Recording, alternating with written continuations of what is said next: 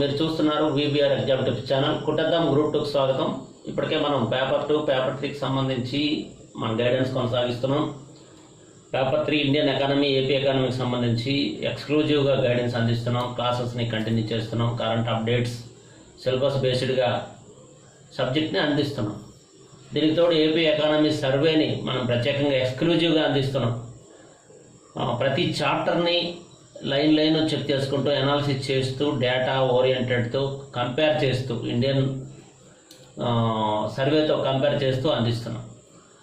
ప్యారలల్గా Indian economy క్లాసెస్ని కూడా మనం చెప్పుకుంటున్నాం. ఆల్రెడీ ఇప్పటికే ఇండియన్ ఎకానమీలో 3 యూనిట్లని కంప్లీట్ చేసాం. 4వ యూనిట్ కూడా చాలా వరకు చెప్పుకున్నాం. ద్రవ్యంలో రకాలు, ఆమోదయోగ్యంగాను అలాగే ముద్రణ ఆధారంగాను వాటిలో ఉన్నటువంటి టైప్స్ని చెప్పుకున్నాం. ద్రవ్యోల్బణం గురించి చెప్పుకున్నాం. ద్రవ్యోల్బణం ప్రభావం ఎలా ఉంటుంది, ద్రవ్యోల్బణం అంటే ఏంటి, అలాగే ద్రవ్యోల్బణ విరామం, ఇలాంటి చాలా కీలకమైనటువంటి అంశాలని మనం చర్చించాం. ధర, డిమాండ్, వ్యాకోచత్వం, ఇలా చాలా అంశాలని మనం మాట్లాడుకున్నాం. క్లాసెస్ని కంటిన్యూ చేసుకున్నాం. ఇక ఇప్పుడు ద్రవ్యోల్బణం కారణాలు యూనిట్ 4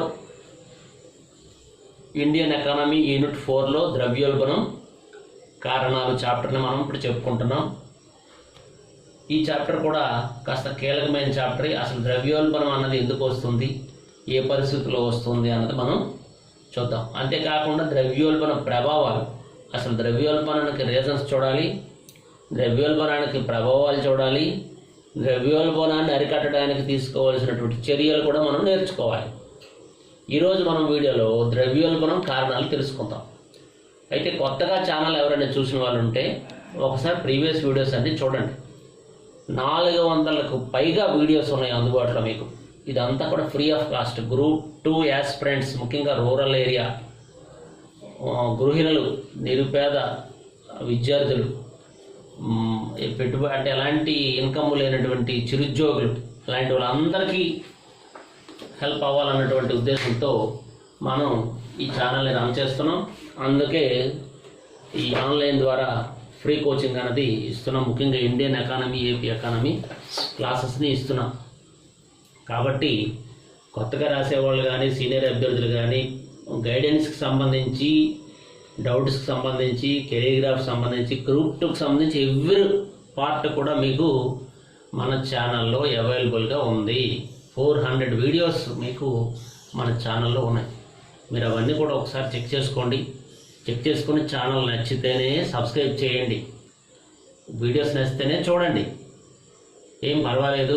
మీరు చూడడం వల్ల కానీ, మీరు లైక్ చేసినా లైక్ చేయకపోయినా, నన్ను నమ్ముకున్న విద్యార్థులకి నేను క్లాసెస్ అయితే చెప్తాను, వారికి సర్వీస్ అయితే నేను అందిస్తాను. కాబట్టి నా వ్యూస్ గురించో, లైక్స్ గురించో, లేకపోతే మీరు ఇచ్చే మెప్పు కోసమో నేనైతే క్లాసెస్ని చేయట్లేదు. అది గుర్తుపెట్టుకోండి.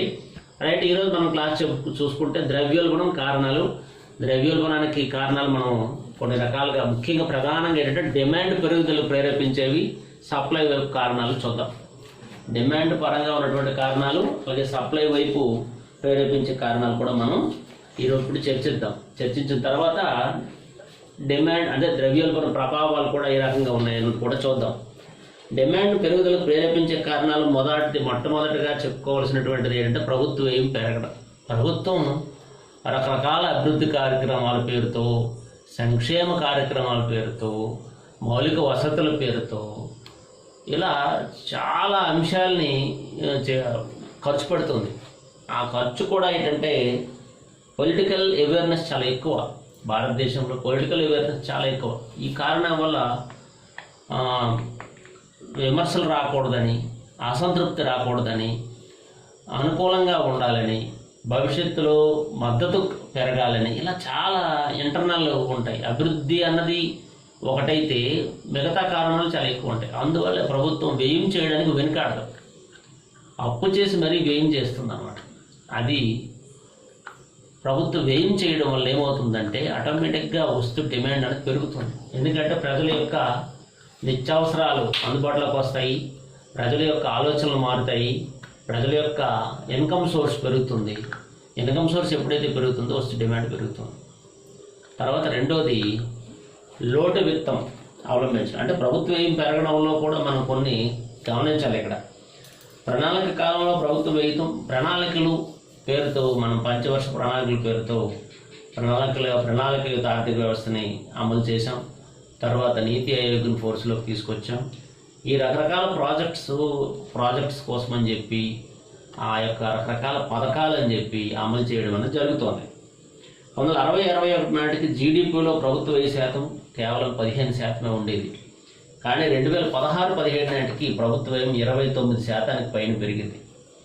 ఇటీవల జీడిపిలో కూడా దాదాపు ప్రభుత్వ వ్యయాలు 30% వరకు ఉన్నట్టుగా తెలుస్తోంది. ప్రభుత్వ వ్యయంలో అభివృద్ధేతర వ్యయమే దాదాపు 40% పైన ఉంది. అంటే దీనివల్ల ఏమవుతుందంటే ప్రజల కొనుగోలు శక్తి పెరుగుతుంది. కొనుగోలు శక్తి పెరగానే ధరలు పెరుగుతాయి. అయితే ధరలు పెరిగితే సరే, కానీ దానికి తగ్గ సప్లై ఉండదు. ఇక్కడ డిమాండ్ ఉంటుంది, దానికి తగ్గ సప్లై ఉండదు. అందువల్ల ఏమవుతుంది, ధరలు పెరగడం, ద్రవ్యోల్బణానికి దారితీయడం జరుగుతుంది. ఇక రక్షణ వ్యయం, ప్రభుత్వం ఏం చేస్తుందంటే రక్షణ కోసం విపరీతంగా ఖర్చు పెడుతోంది.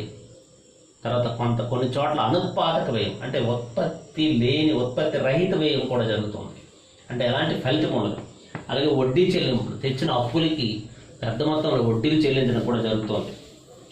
ఇకపోతే సబ్సిడీలు పెరగడం, విపరీతమైనటువంటి పథకాలు, వాటికి సబ్సిడీలు, ముఖ్యంగా ప్రజా పంపిణీ వ్యవస్థ, ఇది చాలా భారమైనటువంటి వ్యవస్థ. ప్రజా పంపిణీ వ్యవస్థ, ఇలాంటి కొన్ని పథకాలు ఉన్నాయి. ఇవన్నీ కూడా ఆ సబ్సిడీస్ పెద్ద ఎత్తున ప్రభుత్వమే సబ్సిడీ, ఎరువులు, విత్తనాలు, తర్వాత పురుగు మందులు, ఇలాంటి వాటి మీద కొన్ని సబ్సిడీస్ని ప్రభుత్వం భరిస్తుంది. ఆ సబ్సిడీస్ అని కూడా ప్రభుత్వానికి భారంగా మారుతున్నాయి.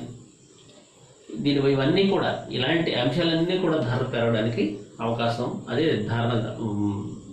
ద్రవ్యోల్బణానికి దారి తీసుకోండి. ఇక లోటు వ్యక్తం, వ్యయానికి సరిపడినటువంటి రాబడి సమకూర్చుకోవడం లేకపోతే ఏంటంటే డిమాండ్ పెరగడానికి కావాల్సిన వ్యయం చేస్తోంది ప్రభుత్వం. సరే, ప్రభుత్వం ఏం చేస్తోంది, అవసరాల కోసమో, అవకాశం కోసమో, ప్రజల అభ్యున్నతి కోసమో, సంక్షేమం కోసమో, ఏవో కారణం అనండి, రకరకాల కారణాలతో ప్రభుత్వం వ్యయం చేస్తుంది అనుకుందాం.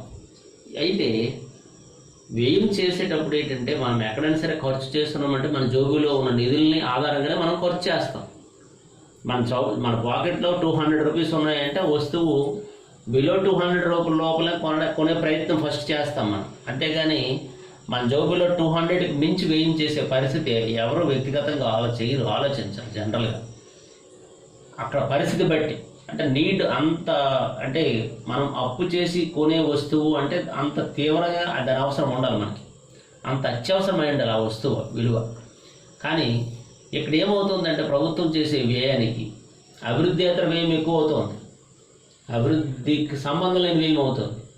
కానీ ఆదాయాలు ఆ స్థాయిలో లేవు, ఖర్చుకు తగ్గ ఆదాయాలు లేవు, రాబడి సమకూర్చుకోలేకపోతుంది. ఎప్పుడైతే రాబడికి వ్యయానికి పొంతన ఉండదు, సమన్వయం ఉండదు, అక్కడ సమస్య తలెత్తుంది. రాబడి తక్కువ, ఖర్చు ఎక్కువ. ఎప్పుడైతే ఖర్చు పెరిగిందో అప్పులు చేయాల్సి వస్తుంది. అప్పులు చేయాల్సి వచ్చినప్పుడు వడ్డీలు కట్టాల్సి ఉంటుంది. ఇది మరింత ఇబ్బందుల్లోకి ఆర్థిక వ్యవస్థను నెట్టేస్తుంది. రెండవ ప్రణాళిక కాలంలో 954 కోట్లు ఉన్నటువంటి లోటు 11వ ప్రణాళిక 1,85,000 కోట్లకు చేరిందంటే దీన్ని బట్టి ప్రభుత్వం అనుసరిస్తున్నటువంటి లోటు విధానం ఎంత దారుణంగా ఉందో మనకి ఇక్కడ స్పష్టమవుతుంది. ఇకపోతే జనాభా పెరుగుదల, ఇలాంటివి కూడా జనాభా విపరీతంగా పెరుగుతోంది. ఈ పెరిగే జనాభాకి తగినంత సౌకర్యాలు కల్పించాలని, మౌలిక వసతులు కల్పించాలని, ఆహారం అందించాలని, విద్య అందించాలని, ఇలా చాలా రకాలు అందించాల్సిన పరిస్థితి ప్రభుత్వం మీద ఉంటుంది, బాధ్యత ఉంటుంది. అవన్నీ కల్పన కోసం మరింత వ్యయం చేయాల్సి ఉంటుంది. అదే పెరిగిన జనాభా కూడా వినియోగం పెరుగుతుంది. కుటుంబంలో 2 సభ్యులు 3 సభ్యులు ఉంటే అయ్యే ఖర్చుకి 10 మంది ఉంటే అయ్యే ఖర్చుకి తేడా ఉంటుంది. ఆ రకంగా జనాభా పెరిగే కొద్దీ ఖర్చు కూడా పెరుగుతుంది. తర్వాత సులభ ద్రవ్య విధానం. ఏంటంటే సులభ ద్రవ్య విధానం, ఇప్పుడు ఏంటంటే ద్రవ్య విధానం అన్నది ఎలా ఉందంటే అందుబాటులోకి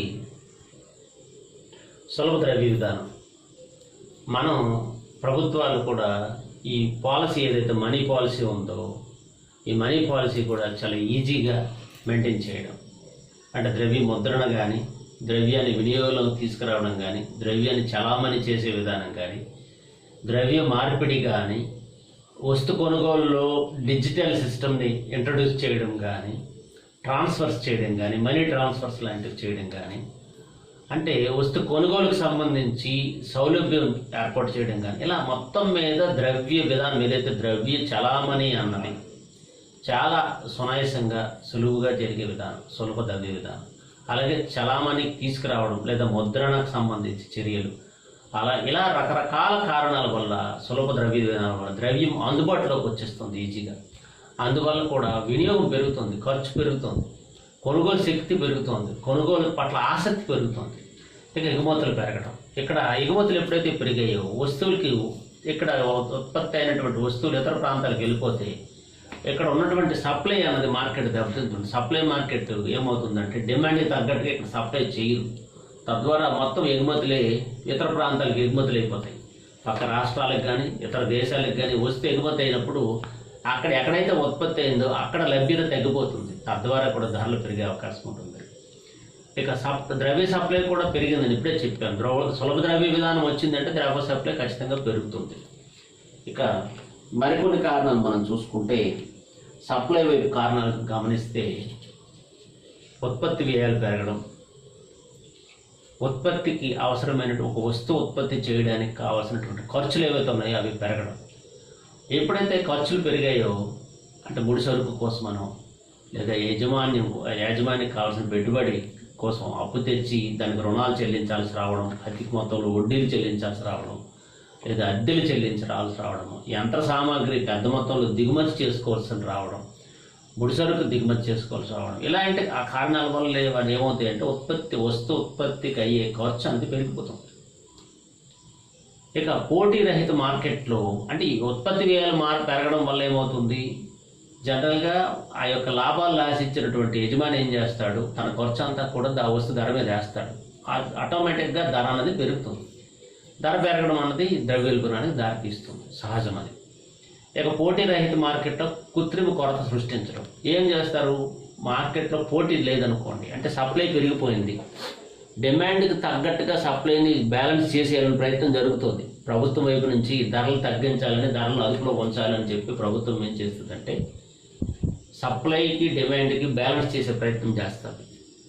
అలాంటప్పుడు ఏమవుతాయి, ధరలు ఆటోమేటిక్గా తగ్గిపోతాయి. ధరలు తగ్గిపోతే ఏమవుతుంది, పోటీ ఉండదు మార్కెట్లో పోటీ ఉండకపోతే లాభాలు ఆర్జించలేరు. అందుకనే ఈ వ్యాపారులు ఏం చేస్తారు, లాభాలు ఆర్జించాలి అనుకుంటే డిమాండ్ ఉండాలి వస్తువుకి. వస్తువు డిమాండ్ ఉన్నప్పుడే లాభాలని ఆర్జించవచ్చు. అప్పుడు ఏం చేస్తారు, కృత్రిమ కొరతను సృష్టిస్తారు. కృత్రిమ కొరత అంటే ఏంటంటే బ్లాక్ మార్కెటింగ్. వస్తువుల్ని దాచేసి, అంటే ఉత్పత్తి అయినటువంటి వస్తువుల్ని ఎక్కడో స్టోర్ చేసేసి డిమాండ్ని క్రియేట్ చేస్తారన్నమాట. అంటే సప్లైని తగ్గించేసి డిమాండ్ని క్రియేట్ చేస్తారు, డిమాండ్ సృష్టిస్తారు. ఎప్పుడైతే డిమాండ్ సృష్టిస్తారో ఆటోమేటిక్గా మళ్ళీ మార్కెట్లో పోటీ వాతావరణం నెలకొంటుంది. దీన్ని కృత్రిమ కొరత అంటారు. వస్తువులు ఉన్నప్పటికీ కూడా దాచేయడం. మనం గతంలో చూసాం, ఉల్లిపాయలు, బెల్లం ఇలాంటి కొన్ని వస్తువుల్ని, లేదంటే కూరగాయల్ని, అలాగే నిత్యావసర వస్తువుల్ని కూడా వ్యాపారులు కొంతమంది ఏం చేస్తారంటే ముందు జాగ్రత్త చర్యగా దాచేసి బ్లాక్ మార్కెట్లో తరలించేసి కృత్రిమ కొరతను సృష్టిస్తారు. తద్వారా డిమాండ్ అన్నది పెరిగిపోతుంది, ధరలు ఆటోమేటిక్గా వస్తే లాభాలు కూడా పెద్ద ఎత్తున ఆర్జించవచ్చు.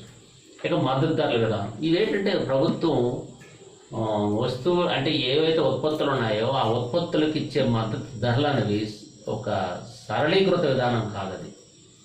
అంటే వాస్తవంగా ఆ ఉత్పత్తి అయినటువంటి ప్రొడక్షన్, ఆ ఉత్పత్తి అయినటువంటి వస్తువుకైన ఖర్చుకి ప్రభుత్వం ప్రకటిస్తున్నటువంటి ధరకి పొంతన లేకపోవడం, ఖర్చుకి ధరకి విపరీతమైనటువంటి వ్యత్యాసం ఉండడం వల్ల కూడా ఈ యొక్క సప్లై వైపు డిమాండ్ అన్నది సప్లై వైపు ద్రవ్యోల్బణానికి దారితీస్తుంది. ఇక ఉత్పత్తి స్థాయి నిలకడగా లేకపోవడం. ఉత్పత్తి స్థాయి ఎప్పుడు నిలకడ లోపిస్తుందో అప్పుడు ద్రవ్యోల్బణం ఖచ్చితంగా వస్తుంది. అత్యధికంగా ఉత్పత్తి అయినా లేదా అత్యల్పంగా ఉత్పత్తి అయినా రెండూ ప్రమాదకరమైనటువంటి పరిస్థితి ఏర్పడుతుంది.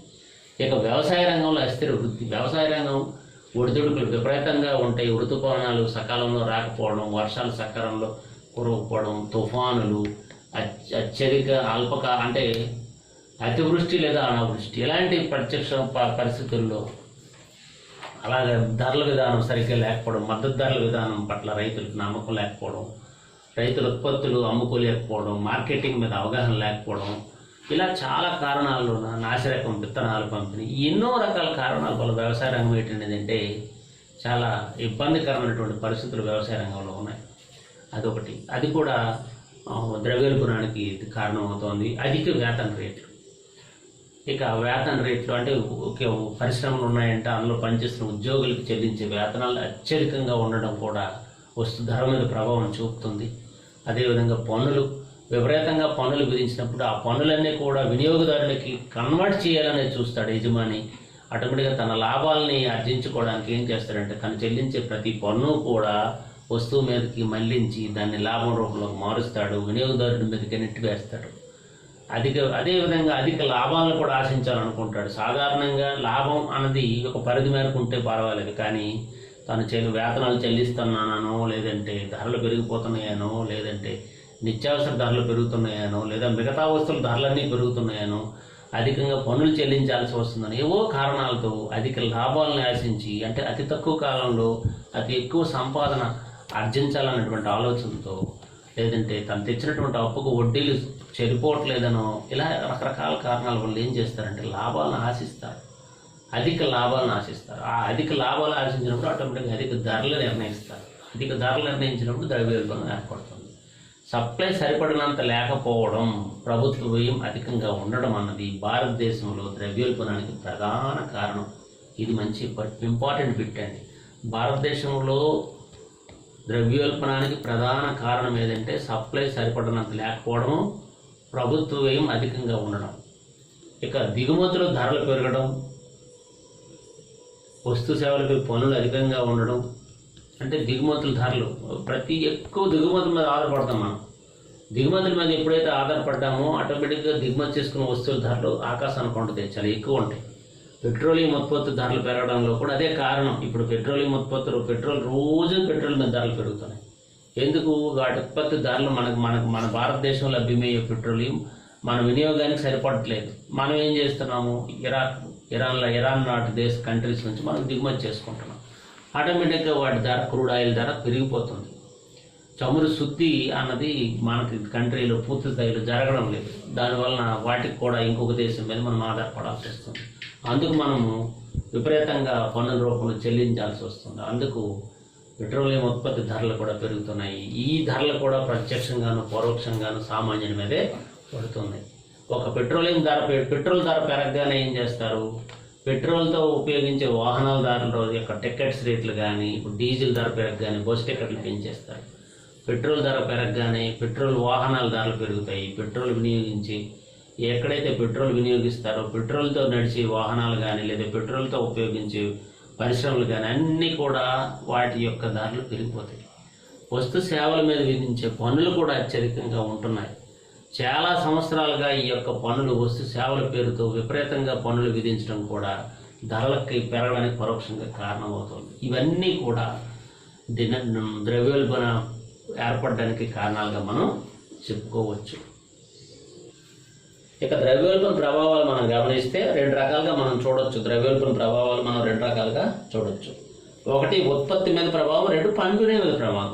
వస్తువుల ఉత్పత్తి మీద చూపించే ప్రభావము, రెండోది వస్తు పంపిణీ మీద చూపించే ప్రభావం. ముందు ఉత్పత్తి ప్రభావం మీద, వస్తు ఉత్పత్తి మీద ప్రభావం చూద్దాం. ద్రవ్యోల్బణం అనేది ఏంటంటే ఆర్థిక వ్యవస్థ మీద, ఉత్పత్తి మీద, సంపద మీద చాలా ప్రభావాన్ని చూపిస్తుంది. వస్తోత్పత్తి మీద, సంపద మీద, రెండింటి మీద కూడా ఆర్థిక వ్యవస్థలో ద్రవ్యోల్బణ ప్రభావం ఖచ్చితంగా చూపిస్తుంది. ద్రవ్యోల్బణం అన్నది ఎప్పుడు కూడా చెడు ప్రభావాలే చూపిస్తుంది అని భావించడానికి లేదండి. ఇక్కడ మనం గమనించాల్సింది ఏంటంటే ఒక మోతాదులో ద్రవ్యోల్బణం అన్నది ఆర్థిక అభివృద్ధికి దోహదం చేస్తుంది. ఒక స్థాయిలో ద్రవ్యోల్బణం అన్నది ఆశించదగ్గది, అది ఉపయోగకరమే, అది ఎప్పటికీ హెల్దీయే. కానీ మోతాదుగా మించి ద్రవ్యోల్బణం అనేది ఆర్థిక వ్యవస్థ కీడు చేస్తుంది. అంటే ద్రవ్యోల్బణం అన్నది ఎల్లప్పుడూ కీడు చేసేదే కాదు, చెడు ప్రభావాలే చూపిస్తుందని భావించలేము. మోతాదులో ద్రవ్యోల్బణం అనేది అంటే ఒక స్థాయి వరకు, మనకి ఒక్క స్థాయి వరకు, దేశం భరించగల స్థాయి వరకు ద్రవ్యోల్బణం అనేది ఆర్థిక అభివృద్ధికి దోహదం చేస్తుంది. సంపూర్ణత ఉద్యోగత లేని ఆర్థిక వ్యవస్థలో ద్రవ్య సప్లైలో పెరుగుదల ఉంటే అది నెమ్మదిగా చాలా తక్కువ స్థాయిలో ధరల పెరుగుదల తెస్తుంది. చూసారా, సంపూర్ణ ఉద్యోగిత లేని ఆర్థిక వ్యవస్థ, మనం ముందే చెప్పుకున్నాం, సంపూర్ణ ఉద్యోగిత లేని ఆర్థిక వ్యవస్థలో ద్రవ్య సప్లై పెరుగుదల ఉందనుకోండి, అది నెమ్మదిగా చాలా స్లోగా చాలా తక్కువ స్థాయిలో ధరల పెరుగుదల ఉంటుంది. అంటే అక్కడ సంపూర్ణ ఉద్యోగిత లేని దగ్గర ద్రవ్య సప్లై ఉంటే ధరల పెరుగుదల చాలా నిలకడగా నెమ్మదిగా ఉంటుందన్నమాట. ఉత్పత్తి వ్యయాలు ఇటువంటి ఆర్థిక వ్యవస్థలో పెరగనందువల్ల లాభాలు పెరుగుతాయి. అంటే ఉత్పత్తి వ్యయాలు ఇలాంటి పెరగవన్నమాట. ఎందుకు? ద్రవ్య సప్లై ఉంది, సంపూర్ణ ఉద్యోగిత లేదు. అందువల్ల ఏమవుతాయి? ఉత్పత్తి వ్యయాలు ఏంటి పెద్దగా పెరగవు. ఉత్పత్తి వ్యయాలు పెరగలేదనుకోండి, ధరల మీద అంత ప్రభావం ఉండదు. ఉత్పత్తి వ్యయాలు అనుగుణంగానే ధరల పెరుగుదల లేదా తగ్గుదల అనేది ఉంటుంది, మనం ముందే చెప్పుకున్నాం. అందువల్ల ఉత్పత్తి వ్యయాల్లో ఇటువంటి ఆర్థిక వ్యవస్థలో పెరగనందువల్ల ఏంటంటే లాభాలు ఖచ్చితంగా పెరుగుతాయి, మంచి లాభాలు వస్తాయి. లాభాలు పెరిగినందువల్ల ఏమవుతుంది? పెట్టుబడి పెంచుతారు వ్యాపారులు, తమ లాభాలను, అధిక లాభాలని పొందాలనుకుంటారు. ఇక్కడ ఏంటంటే లాభాలు రాగానే మళ్ళీ పెట్టుబడి పెడతారు, మళ్ళీ పెట్టుబడి పెట్టి మరిన్ని లాభాలు రావాలనుకుంటారు. ఇలాంటప్పుడు ఏంటి? మళ్ళీ డిమాండ్ పెరుగుతుంది, మళ్ళీ వస్తోత్పత్తి మళ్ళీ ఇంకా పెంచుతారు, ఇంకా డిమాండ్ పెరుగుతూనే ఉంటుంది. అంటే తక్కువ ధరకి వస్తువు లభ్యమైనప్పుడు ఎక్కువ మంది కొనడానికి చూస్తారు సహజమని. ఇలా వ్యాపారస్తులు ఏం చేస్తారంటే లాభాలు రాగానే పెట్టుబడులు పెట్టడానికి ఆసక్తి చూపుతారు. పెట్టుబడులు మీద ఆసక్తి చూపి పెట్టుబడులు ఎక్కువ పెడతారు. ఎందుకు? లాభాలు వస్తాయి, మరిన్ని లాభాలు రావాలి, ఇంకా లాభాలు రావాలి, ఇంకా లాభాలు రావాలన్న ఆలోచనతో పెద్ద ఎత్తున పెట్టుబడులు పెడతారు. ఎప్పుడైతే పెద్ద ఎత్తున పెట్టుబడులు పెట్టారో అప్పుడు పరిశ్రమలు విస్తరిస్తాయి. పరిశ్రమలు విస్తరించగానే ఉద్యోగిత పెరుగుతుంది. ఉద్యోగిత పెరగగానే ఆదాయాలు పెరుగుతాయి. ఆదాయాలు పెరగగానే కొనుగోలు శక్తి పెరుగుతుంది. కొనుగోలు శక్తి పెరగగానే అంటే అది డిమాండ్ పెరగడం అనుకోండి, డిమాండ్ పెరుగుతుంది. డిమాండ్ పెరగగానే ఏమవుతుంది? మళ్ళీ లాభాలు వస్తాయి. అంటే తక్కువ మోతాదులో ఆదాయాలు పెరిగి ఉండే ద్రవ్యోల్బణం వల్ల ఆర్థిక అభివృద్ధి ఉంటుందన్నమాట. అంటే తక్కువ స్థాయిలో ద్రవ్యోల్బణం ఉంటే ఆర్థిక అభివృద్ధికి మేలు జరుగుతుందని బట్టి దీన్ని బట్టి మనకు అర్థమవుతుంది. ఎందుకు? ఉత్పత్తి వ్యయాలు తక్కువగా ఉంటాయి, లాభాలు ఉంటాయి, అక్కడ ఉద్యోగిత ఉండదు, తద్వారా పెట్టుబడి పెట్టడానికి సిద్ధమవుతారు. పెట్టుబడి ఎప్పుడైతే పెడతారో పెట్టుబడి పెట్టగానే ఉద్యోగిత పెరుగుతుంది, అది మేలు జరుగుతుంది. అందుబాటులో ధరలు ఉంటాయి, అది మేలు జరుగుతుంది. ఉద్యోగిత రాగానే ఆదాయాలు పెరుగుతాయి, అది మేలు జరుగుతుంది. కొనుగోలు శక్తి పెరుగుతుంది, తద్వారా డిమాండ్ మళ్ళీ పెరుగుతుంది. అయితే నిశ్చలంగా స్తబ్దంగా ఉన్న ఆర్థిక వ్యవస్థను చలనాత్మకంగా అభివృద్ధి పదంలో పయనించే విధంగా చేసేది సున్నితమైన ద్రవ్యోల్బణం. మనం నిశ్చలంగా ఉన్నటువంటి ఆర్థిక వ్యవస్థలో ఒక చలనం తీసుకొచ్చేది ద్రవ్యోల్బణంగా చెప్పవచ్చు. అంటే ఇవన్నీ పాజిటివ్ మేనర్లో కూడా మనం ఇక్కడ చెప్పవచ్చు. నిశ్చలంగా ఉన్నటువంటి ఒక ఆర్థిక వ్యవస్థలో చలనం తీసుకొచ్చేది ద్రవ్యోల్బణం. ఈ ద్రవ్యోల్బణం వల్ల ఏమవుతుంది? కొంచెం ధరలు పెరగగానే లాభాలు వస్తాయి, లాభాలు రాగానే పెట్టుబడులు వస్తాయి, పెట్టుబడులు రాగానే ఉద్యోగిత పెరుగుతుంది, ఉద్యోగిత పెరగగానే ఆదాయాలు పెరుగుతాయి, ఆదాయాలు పెరగగానే కొనుగోలు శక్తి పెరుగుతుంది, కొనుగోలు శక్తి పెరగగానే వినియోగం పెరుగుతుంది, వినియోగం పెరగగానే వస్తు డిమాండ్ పెరుగుతుంది. అంటే ఇదంతా కూడా ఒక్కసారిగా ఆర్థిక వ్యవస్థలో ఒక మూమెంట్, ఉత్సాహం, ప్రోత్సాహం ఇవన్నీ లభిస్తాయి అన్నమాట. అంటే చలనాత్మకంగా అభివృద్ధిపై ఆర్థిక వ్యవస్థని ఒక చలనం వైపు తీసుకెళ్తుంది ద్రవ్యోల్బణం. ఇక పంపిణీ మీద ప్రభావం చూద్దాం. ఆదాయ సంపద పంపిణీ మీద కూడా ద్రవ్యోల్బణం తన ప్రభావాన్ని చూపుతుంది. నిలకడగా చాలా కాలం కొనసాగే ద్రవ్యోల్బణం వల్ల ఒక ఆర్థిక వ్యవస్థలోని ఆదాయం, సంపద పునఃపంపిణీ అయ్యి ధనిక వర్గానికి ఎక్కువ లాభాన్ని చేకూరుస్తుందండి. అంటే నిలకడగా చాలా కాలం కొనసాగుతుంది. అంటే ఈ ద్రవ్యోల్బణం ఏంటంటే కొంతకాలం పాటు కొనసాగడం వల్ల ఏమవుతుంది? ఆదాయం, సంపద ఇవన్నీ పునః పంపిణీ అవుతుంది, అంటే రొటేట్ అవుతాయి. ద్రవ్య సరఫరా అన్నది కొనసాగుతుంది. ఎప్పుడైతే ద్రవ్య సరఫరా కొనసాగుతుందో అప్పుడు ఆటోమేటిక్గా ఈ ధనిక వర్గం మీద, పెట్టుబడిదారీ వర్గం, మనం పరిశ్రమలు గట్రా స్థాపించినటువంటి యాజమాన్యం మీద ఉంటే వారికి ఎక్కువ లాభాలు వస్తాయి. వేతనాలు ఆర్జించే పేద శ్రామికుల కంటే ఇక్కడ మనం గమనించాల్సింది ఏంటంటే, వేతనాల మీద బతికే కొంతమంది కార్మికులు ఉంటారు. రోజువారీ దినసర కార్మికులు అనండి, వారం వారీ ఉద్యోగులు అనండి, లేదా మంత్లీ పనిచేసే ఉద్యోగులు అండి, ఇలాంటి దినసరి కార్మికులు లేదా వేతన జీవులు ఉన్నారనుకోండి, వారికి లాభాలు ఆర్జించే ధనిక ఉద్యమదారులు ఎక్కువ ఆదాయానికి సమకూరుస్తుంది. ఈ ద్రవ్యోల్బణం ఏం చేస్తుందంటే, పెట్టుబడిదారులకు ఇచ్చే లాభంతో పోలిస్తే వేతన జీవులకు అంత మేలు చేయదు. అది మనకి ఇక్కడ అర్థం చేసుకోవాలి. ఉత్పత్తి వ్యయాల కంటే ద్రవ్యోల్బణ పరిస్థితుల్లో ధరలు ఎక్కువగా పెరుగుతాయి. అంటే ఈ పరిస్థితుల్లో ఏమవుతుంది, ఉత్పత్తి వ్యయాల కంటే ద్రవ్యోల్బణ పరిస్థితుల్లోనే ధరలు ఎక్కువగా పెరుగుతాయి. కాబట్టి లాభాలు ఎక్కువగా ఉండడం దేనికి సంకేతం? లాభాలు ఎక్కువగా ఉందనుకోండి, ఆర్థిక అసమానతకు దారి తీస్తుంది. అది అంటే ఒక పాజిటివ్ మేనర్, ఒక నెగిటివ్ మేనర్. మొదట్లో ఏమనుకున్నాం, ఉద్యోగత లేని ఆర్థిక వ్యవస్థలో ద్రవ్య సప్లై పెరుగుదల ఉంటే అది నెమ్మదిగా చాలా తక్కువ స్థాయిలో ధర పెరుగుదల తీసుకొస్తుంది.